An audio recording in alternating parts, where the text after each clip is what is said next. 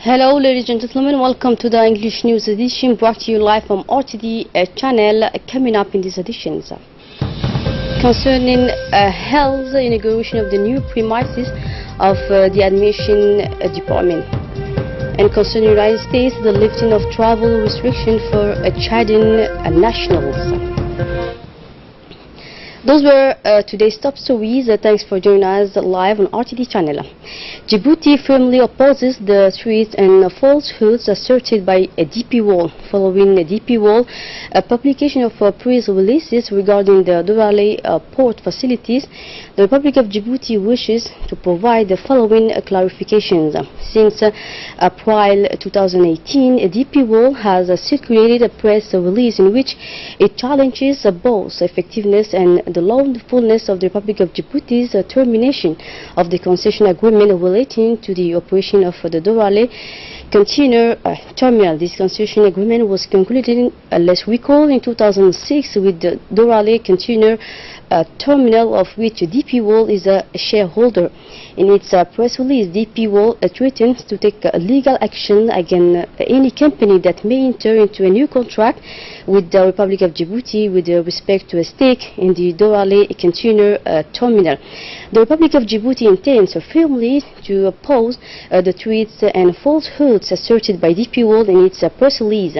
The concession agreement with DCT was terminated at the term of a transparent legal process, and contrary to the DP World allegation, DCT can no longer claim to be entitled to any concession rights under the contract in question. The government of Djibouti notes with deep regret the position taken by DP World, which continues to treat the superior interest of Djibouti. DP World is plainly unafraid to challenge the sovereign power with which each state is endowed under international law to terminate a contract when the general interest so requires, subject to fair compensation being allocated. DP World's position once again shows the contempt that this company holds for the Republic of Djibouti and its people. The Republic of Djibouti has determined that the performance of the contract in question has proven to be adverse to the superior interests of the nation, and that it is manifestly prejudicial to the country's development imperatives,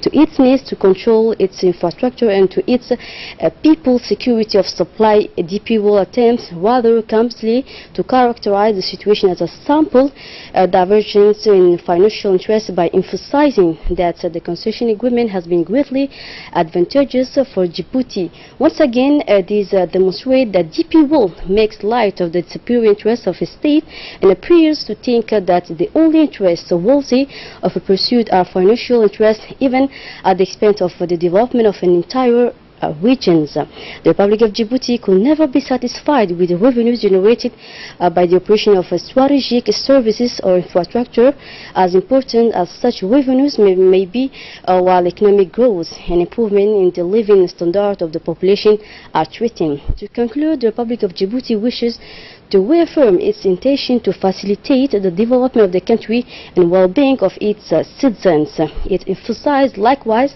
that international investors, public as well private partners and nation friends are welcome to come to Djibouti for the purpose of infrastructure development.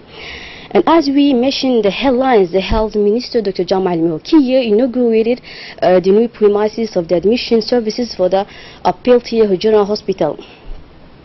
Upon his arrival, the Minister of Health was welcomed by the General Director of the Peltier Hospital, Hussein Mohammed Hussein, and all his staff. This inauguration saw the participation of the General Director of the Society Security Fund, Hassan Robli. This transformation project of this service comes to respond to the sharp rise in the number of patients registered per day.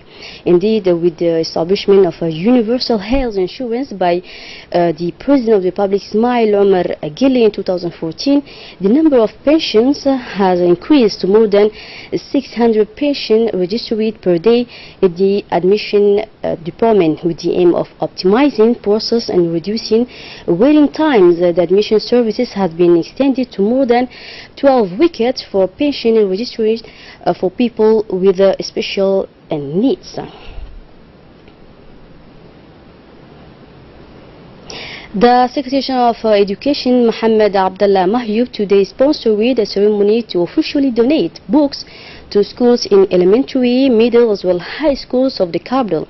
The event that took place at the Quipen brought together Saeed Noor Hassan, Director General of the Quipen, but also Lalini Verasimi, IOM representative in Djibouti, as well as many inspectors, educational advisors, as well as school heads also took part at the event. For his part, the Director General of Quipen, Saeed Noor Hassan, did not fail to thank the donors for these generous gifts that will help strengthen the taste for reading among students in our public school. He said this donation composed of 9,250 books of education, including 47 cardboards of books and reading books are intended for college, high schools, as well to the industrial as well commercial high school of the country. The donor representative Abdurrahman Kahin has satisfied the partnership with the MENFOB and Quipen in the effort to reduce the quality of the school. It will also encourage, he said, the Ministry of Education to invest a lot in the construction of libraries, which should encourage young learners to read more often. In his word, the Secretary General of Education, Mohammed Abdullah Mahyoub, did not fail to emphasize the need to strengthen reading activities among students. He encouraged school leaders to accompany students and teachers in the development of taste and the culture of books and reading. The Secretary General of Education, Abdullah Mahyoub, was pleased with the partnership with MENFOB and Quipen in efforts to improve the quality of the school. Another news now, the Republic of Djibouti, the Republic of Djibouti ambassador to the Kingdom of Saudi Arabia, Diaidin Bamakrama, has been received by the Minister Delegate of the African Affairs to the Ministry of Foreign Affairs of Saudi Arabia, Ahmed Qatan. Discussion between the two men on the agenda were the bilateral relations between the two countries, as well as several other regional as well international issues, particularly the political as well as security role of the Republic of Djibouti in the Horn of Africa and the Red Sea Basin. The Arab Summit to be held in the city of Dahran, eastern region of the Saudi Arabia in the following days was also among the discussion points. The Hydrocarbons Director of the Energy Ministry in charge of natural resources has proceeded this morning a visit of inspection of the different station services of the country. This inspection has been in charge by Wahib Ali Bulo, Director of Hydrocarbons, in the presence of Mohammed Musa Darar, in charge of the import, storage as well distribution department of this direction. This operation has been made at the Rubis and UCIG stations, including the carrying service drain distribution. This inspection visit is intended to control all station services in accordance within the international standards. This visit is part of the Ministry of Energy's effort to improve the capacity and services of gas stations for the consumer. The leaders and members of the country's agricultural cooperative met this morning at the People's Palace for a validation workshop on the reference situation of the 2018-2024 strategic plans organized by the Djiboutian Agro-Pastoral Association, known as DAPA, which brings together some 3 associations and agro-pastoral cooperative. The aim of this workshop was to share the report of a study that was launched last December on the situation of the agro-pastoral sector. In addition to the heads of the agro-pastoral cooperative in the country, DAPA, President Ahmed Dahir Okiye, the Secretary General of Aden Malo, the Executive Director Abdi Ahmed, as well expert Omar Simone attended the workshop. The report in question is based on a study that was conducted throughout the country for more than 3 months. It was a question of making a quantitative as well as qualitative diagnosis on the situation of the agro-pastoral sector. Data collection work leading to the development of a strategic plan 2018-2024, an action plan that will allow the agro-pastoral sector to be more efficient, especially in terms of governance, and that to improve the living condition of farmers. An exchange session with the leaders and members of agro-pastoral cooperative has been set up, and it has ended with a great success. And at the end of this workshop, all the participants approved the report of the study. This will of course lead to a strategic plan 2018-2024. A closing ceremony of training judicial police officers has been held this morning at Captain Hamadou Camp. The ceremony was co-chaired by Colonel Zakaria Hassan Aden, Chief of Staff of the National Gendarmerie, and Colonel Huguet, Internal Security Attaché of the French Embassy in Djibouti. This training was given from March 25th to April 11th, 2018 to 7 gendarmerie and national OPGs who were selected to take part in these 3-week training courses designated to prepare the future high-level trainers of the gendarmerie. During this training period, gendarmerie trainers were able to perfect their training skills and acquire teaching techniques. Following the ceremony, a presentation of certificates to the trainees and exchange of gifts took place. A family photo officially closed this ceremony.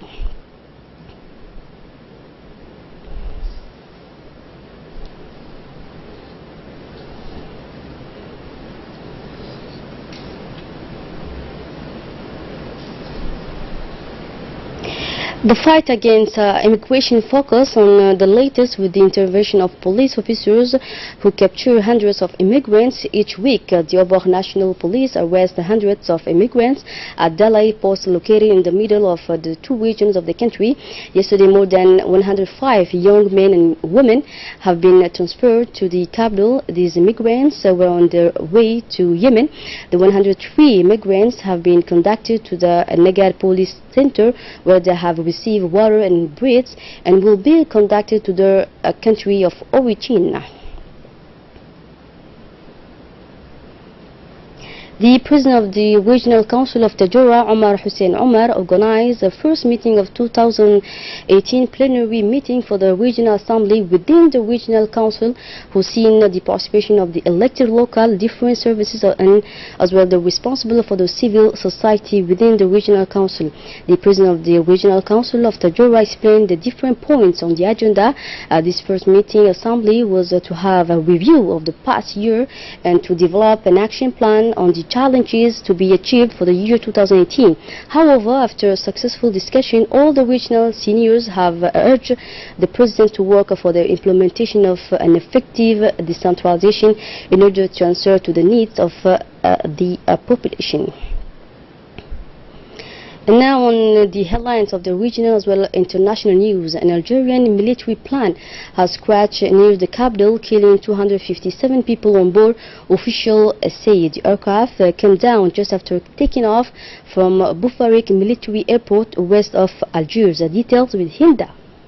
At least 257 people have died after a military plane crashed in northern Algeria, the defense ministry says.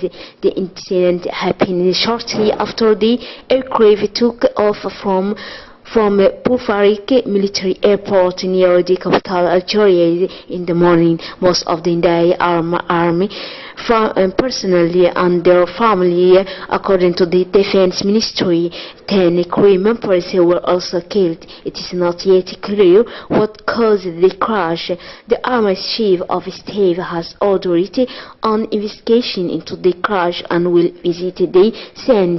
It is the deadliest plane crash since July 2004, when all 288 people on board. President Donald Trump announced today the lifting of travel registration for Chadian nationals following a period of review in which the government of Chad improved their identity management and information sharing practices. Let's follow this report. The United States lifting the ban of entry to the territory. Also on Tuesday, that Chadian will again be able to obtain visas for the United States. Chad had been included in the list of countries subject to immigration decree, which was the subject of intense judicial battle. Chadian will again be able to come freely to America's soil. The United States announced Tuesday April 10 the lifting on the ban on entry into their territory imposed on them, saying that Chad had met the requirements of Washington. So that's it for the news. Thanks for your attention. Have a good night.